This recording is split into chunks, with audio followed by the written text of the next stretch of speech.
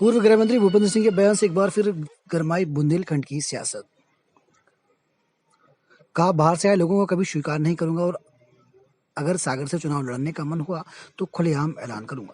दीपावली मिलन समारोह में शामिल होने पहुंचे पूर्व गृह मंत्री भूपेंद्र सिंह का एक और बयान आज सागर में चर्चा का विषय बन गया है। चुनाव को लेकर भूपेंद्र सिंह ने कहा कि मैं कोई भी काम चोरी छिपे नहीं करता। अगर सागर से चुनाव लड़ना होगा तो खुलेआम इसका ऐलान करूंगा।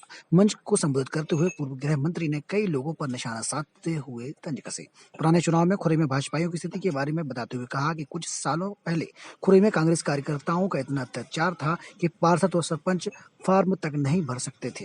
खुरई के पूर्व विधायक अरुण चौबे का नाम लिए बिना ही भूपेंद्र सिंह ने कहा कि पार्टी ऐसे लोगों को स्वीकार करे या ना करे, मैं कभी स्वीकार नहीं कर सकता।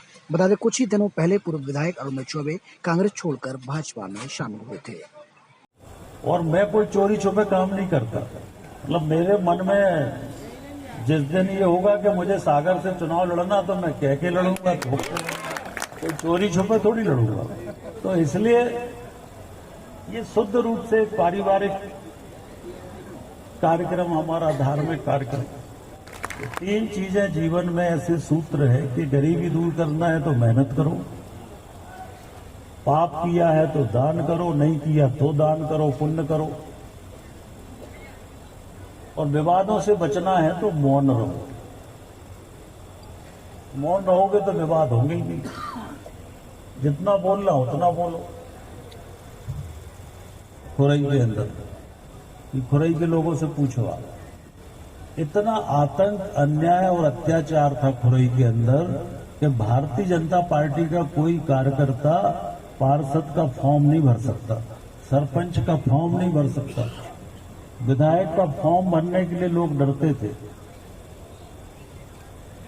और मेरा कोई प्लान नहीं था कि मुझे खुरई विधानसभा से चुनाव लड़ना था, तो सुर्खी से लड़ता था। फिर सांसद बन गया, सांसद था, और पार्टी ने मुझसे कहा कि नहीं, सांसद रहते हुए मुझसे कहा कि आपको खुरई से लड़ना है। तो हमने कहा कि हमारी कोई तैयारी नहीं है खुरई से लड़ने की।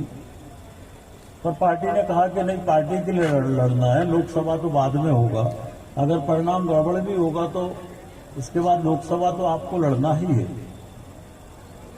लड़े और ईश्वर की कृपा, कार्यकर्ताओं का परिश्रम, जीत गए।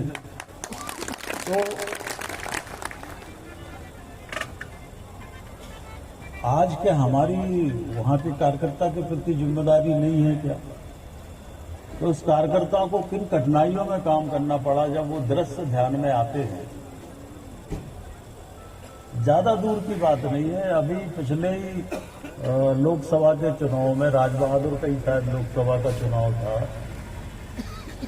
कार्यकर्ताओं को पोलिंग बूथ के अंदर घुस के कांग्रेस के लोगों ने पुलिस की उपस्थिति में मारा। लोगों के सिर फट गए, पुलिस खड़ी देखती गई।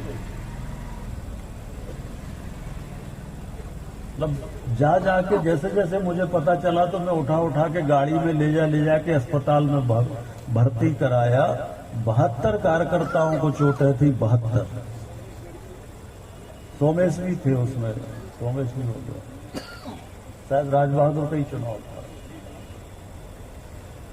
अब कोई कहे कि हम ऐसे लोगों को स्वीकार कर ले पार्टी में, पार्टी करे ना करे, पर मैं कभी स्वीकार नहीं करूंगा।